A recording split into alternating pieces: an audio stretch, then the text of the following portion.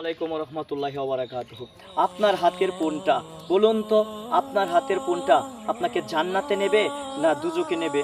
বলুন তো, জান্নাতে না জাহান্নামে? কোনটা আপনাকে কোথায় নিয়ে যাবে? আপনার ফোনটা আপনাকে জান্নাতেও নিতে পারে, জাহান্নামেও নিতে পারে। কেননা এই ফোনটা ইউজ করবেন আপনি, আপনার কলব ইউজ করবে, আপনার মন থেকে আপনার হাত দিয়ে ইউজ করবেন, চোখ দিয়ে দেখবেন।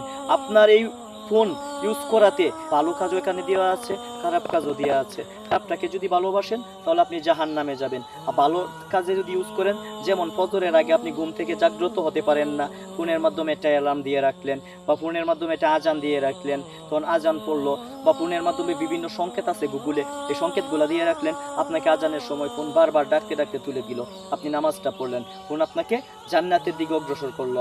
আপনি একটা মাসলা জানেন না, এই মাসলাটা ইউটিউবে ফেসবুকে চার্জ দিলেন, চার্জ দিয়ে দেখলেন বা বুঝলেন, ভুলগুলি শুধরে নিলেন, এইভাবে আপনাকে জান্নাতের দিকে নিয়ে যাবে। আর আপনি যদি খারাপ পথ ইউজ করেন, এটি উলঙ্গ বেহায়ার নারীর ছবি দেখেন, পিকচার দেখেন, বা খারাপ খারাপ কিছু লিখে লিখে ডাউনলোড করার চেষ্টা করেন, করে দেখতে থাকেন, তাহলে এটা আপনাকে দুজকের দিকে নিয়ে যাবে। তাই আসুন আমি মোবাইল থেকে খারাপ বিষয়গুলি প্রত্যাহার করি এবং আল্লাহকে রাজি